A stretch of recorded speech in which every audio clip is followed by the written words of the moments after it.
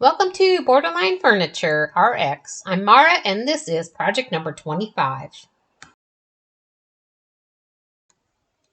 I'm out here on a cold December morning, so I'm going to remove these drawers inside for a wash and dry, and I'll also be removing the hardware inside where it's warm.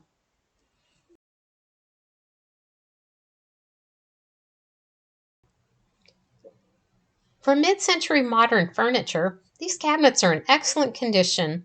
There are a few cosmetic repairs that I'll be making with Bondo, and while those set up, I'll start the sanding process.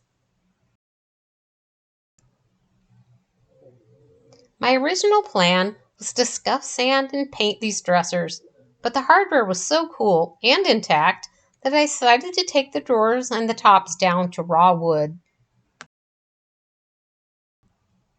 This is my first time using the floppy sanding disc. They seem to work okay, but I felt like I had to change them out more often than the traditional ones. Since I'm using Odie's oil, I'll be starting with 120 grit, then going on to 180, 220, and then 400 grit. The higher the grit number, the greater the shine. As you can see here, the wood grain is really nice. It would have been a shame to paint over this.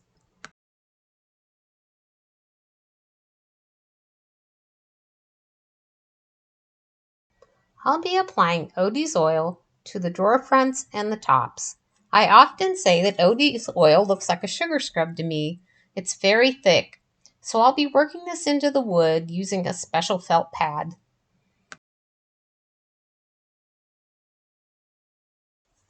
While some people believe that more is better, this just isn't the case with Odie's oil. It should be applied very sparingly. If you're thinking about getting some Odie's oil, let me tell you, the price tag will give you a little bit of sticker shock. I paid $55 for the jar that I have, but if applied properly, it will go a long way. So how do you know if you've applied enough Odie's oil? Well, you could do the streak test. Just drag your fingers across the surface, and if there's a streak, then you've had enough Odie's oil.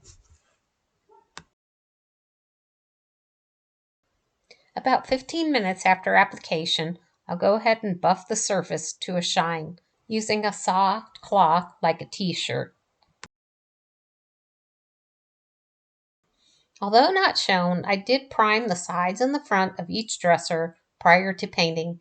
I'm using Dixie Belle paint in the color Coffee Bean. To seal the paint, I'll be using bare polyacrylic in matte finish. It's been so cold here in North Texas that I had to move the paint party indoors. I really don't like to paint hardware because I don't think it's as good as the factory finish. But in this case, I'm using a little trick to clean them up. Even though I used primer and spray paint in thin layers and allowed sufficient dry time, I still wasn't very happy with the finish. So I used a black wax over each of the pieces of hardware, and then I just buffed to a shine.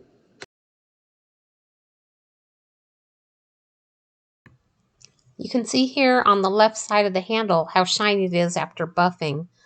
Also on the smaller handles, the left side is the buffed side and the right side is the side that still has the wax on it. I think the wax actually gives it a more durable finish. I always say that installing the hardware is my favorite part because that means that we're ready for the final reveal. But in this case, I've got to go back and do a little bit more to finish this off.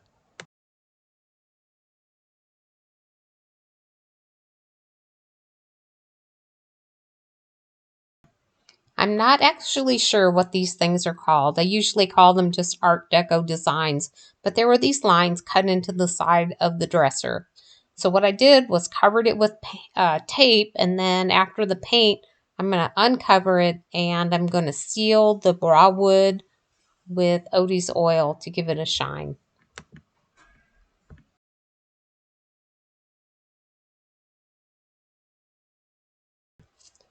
So here we are about 15 minutes later. I'm going to go back and rub off the excess Odie's oil and rub it in to give it a good shine. Did I make the right choice? Oh yes, I think I did. So here's a reminder of where we started, and here is the final reveal.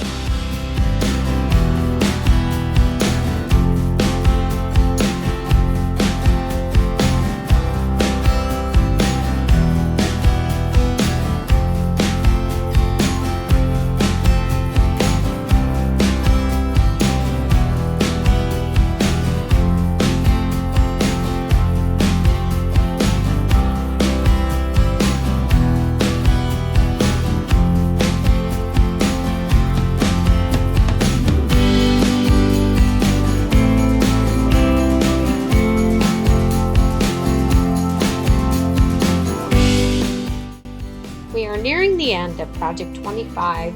I appreciate all of your likes and comments, and as always, thanks for watching.